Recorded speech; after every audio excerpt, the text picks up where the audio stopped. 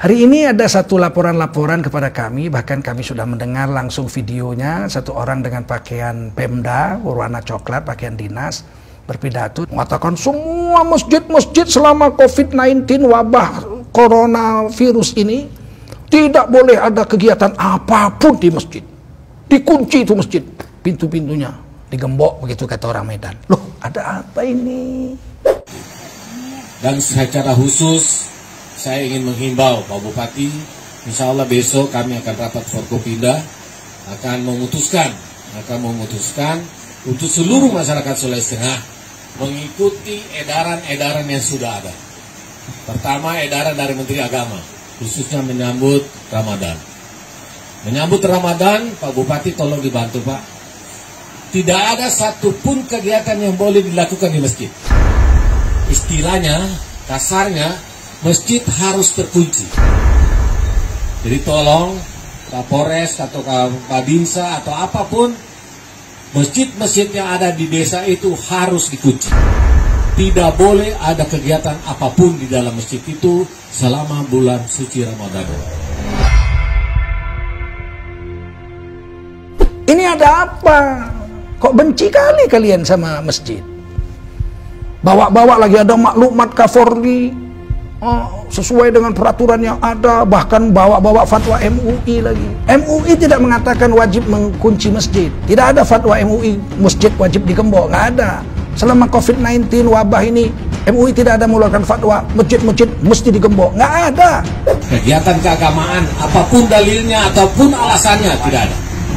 Karena sudah ada edaran dari Menteri Agama, ada petunjuk pelaksanaan ibadah selama bulan suci Ramadan, ada maklumat Kapolri, ya, kemudian ada lagi maklumat fatwa dari Majelis Ulama Indonesia, semua sudah ada. Jadi kalau masih ada lagi yang mengatakan, oh ini rumah Tuhan, rumah Allah, kami harus, tidak ada. Apa lebih kurang lagi itu, Ka'bah, Masjid Haram, Masjid Nabawi itu sudah ditutup juga. Tidak ada fatwa MUI masjid wajib digembok, nggak ada. Selama COVID-19 wabah ini, MUI tidak ada mengeluarkan fatwa masjid-masjid mesti digembok, nggak ada. Jadi jangan memelintir fatwa Majelis Ulama Indonesia ente. Dan laporan-laporan dari kawan-kawan saya, murid-murid saya ada di Bandung, beberapa masjid digembok juga. Masjid tidak boleh digembok. Yang dilarang itu difatwakan oleh MUI itu adalah sholat berjemaah di situ, membuat majelis taklim rame-rame kumpul di situ. Bukan menggembok masjid, disuruh. Masjid itu tetap harus buka. Azan tetap harus ada. Hanya saja azannya itu tidak hayya 'alas shalah, bukan mari sini sholat di sini, tidak, kan nggak boleh. Memang secara peraturan negara dan fatwa MUI jangan sholat berjemaah, tapi azan tetap dibuat. Siapa yang azan? Yang azan dia muadzin. Di mana azannya? Dia di masjid. Dia kan di situ lockdown juga, dia pengurus masjidnya itu. Muadzin dan imamnya kan memang tinggal di situ. Nah, dia datang ke masjid itu, masuk dari rumah tempat macam masjid kami itu, penjaga masjidnya itu tinggal di masjid, ada ruangan dibuat untuk dia. Dia azan. Masuk waktu dia azan, cuman dia tidak serukan hayya 'alas shalah, dia serukan shollu fi buyutikum. Jadi tetap ada azan, masjid tetap terbuka, Mas.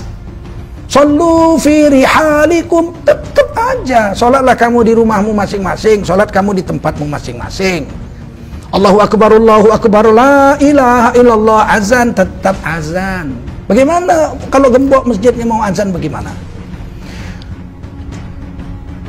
Kita menghindarkan diri dari sholat berjemaah bukan berarti masjid digembok. Mudah-mudahan ada kefahaman lah bagi kita ini. Jangan menafsir-nafsirkan fatwa Majelis Ulama Indonesia itu maunya kita sendiri. Anda bukan ahli tafsir fatwa.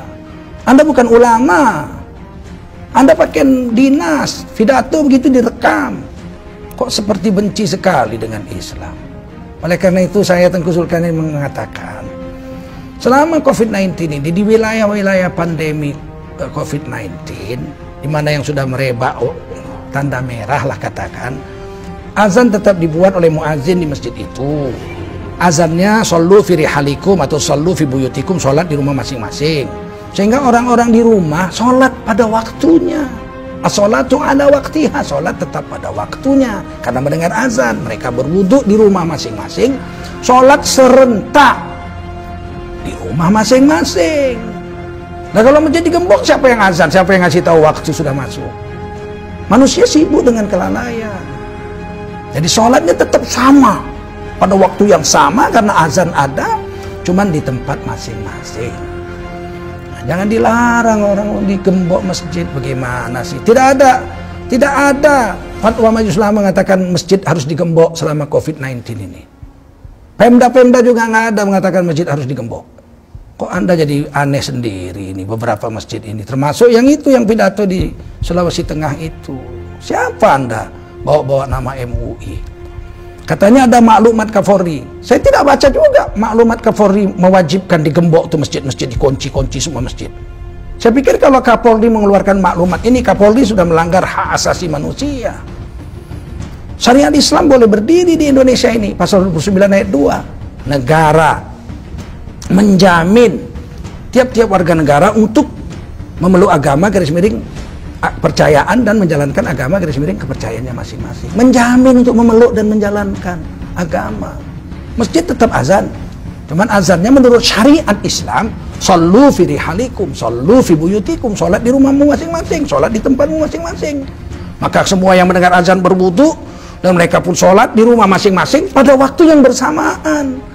Naik ke langit itu nurnya sama nurnya naik ke langit. Oleh karena itu kalau nggak tahu agama jangan berfatwa agama, belajar agama yang baik, jangan bikin rusak agama Islam ini. Negara tidak pernah menentang agama, sebab pasal 29 ayat 2, pasal 29 ayat 1 itu tidak memungkinkan untuk NKRI menentang agama. Pasal 29 ayat 1, negara berdasar ketuhanan yang Maha Esa. Negara ini berdasarkan ketuhanan yang Maha Esa. Pasal 29 ayat 2, 29 ayat 2, negara menjamin tiap-tiap warga negara, termasuk seluruh orang Islam, seluruh orang Hindu, seluruh orang Kristen, seluruh orang Katolik, seluruh orang Buddha, seluruh orang Konghucu, untuk memeluk agama mereka masing-masing dan menjalankan ajaran agama mereka masing-masing. Di dalam Islam ketika terjadi bencana COVID-19 misalnya atau wabah, azan tetap dibuat di masjid, sholatnya di rumah masing-masing pada waktu yang bersamaan. Dan yang di masjid itu sholat adalah orang yang terisolasi di masjid itu, muazin dan imamnya saja. Termasuk sholat tarawih, tetap aja as-sholatu tarawihi yarhamukumullah, tetap diserukan dari masjid.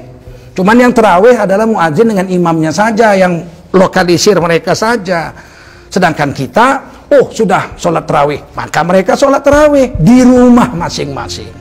Mudah-mudahan manfaatlah apa yang saya jelaskan pada hari ini, dan saya bertanggung jawab dunia akhirat. Tidak ada sedikit pun kami para ustadz ini, para guru agama ini, para anggota Majelis Ulama Indonesia ini membenci negara Republik Indonesia. Tidak, kami rela mati untuk mempertahankan NKRI ini. Tapi agama kami nggak mau diacak-acak, sebab agama ini sempurna. Tidak pernah Islam menghalangi negara dan tidak pernah Islam menghalangi agama.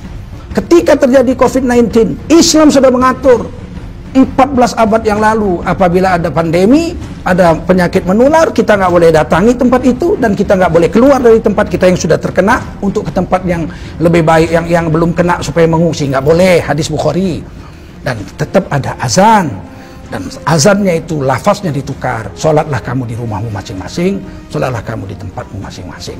Semoga kaum muslimin muslimat semakin yakin dengan keagungan Islam, dan semoga orang-orang yang nggak ngerti agama mau belajar, konsultasikan dengan yang ngerti. Fas'alu ahla dzikri in kuntum la ta'lamun. Kamu tanya orang ahli ilmu kalau kamu tidak tahu. Oleh karena itu saya minta Kapolri dan seluruh yang memegang kekuasaan di negeri ini, jangan biarkan gembok masjid, jangan dikunci itu masjid, biarkan masjid terbuka, azan tetap ada, as-sholatu tarawihi yarhamukumullah tetap ada diserukan, walaupun yang sholat tetap di rumah masing-masing, baik sholat wajib maupun sholat tarawihnya. Begitu juga dengan nanti imsak, masjid tetap beritahu, imsak diberitahu, apakah dengan serine, apakah dengan beduk dan sebagainya. Seperti biasa saja. Yang tidak boleh itu berkumpul-kumpul. Nah, kita patuhi itu, karena Rasulullah pun menyuruh itu, para ulama pun menyuruh demikian. Sekali lagi saya Tengku Zulkarnain, Wakil Sekretaris Jenderal Majelis Ulama Indonesia, mengucapkan terima kasih atas segala perhatian. Semogalah kita berjaya dunia akhirat dan NKRI tetap menjadi negeri yang baldatun thayyibatun wa rabbun ghafur. Billahi taufiq wal hidayah. Wassalamualaikum warahmatullahi wabarakatuh.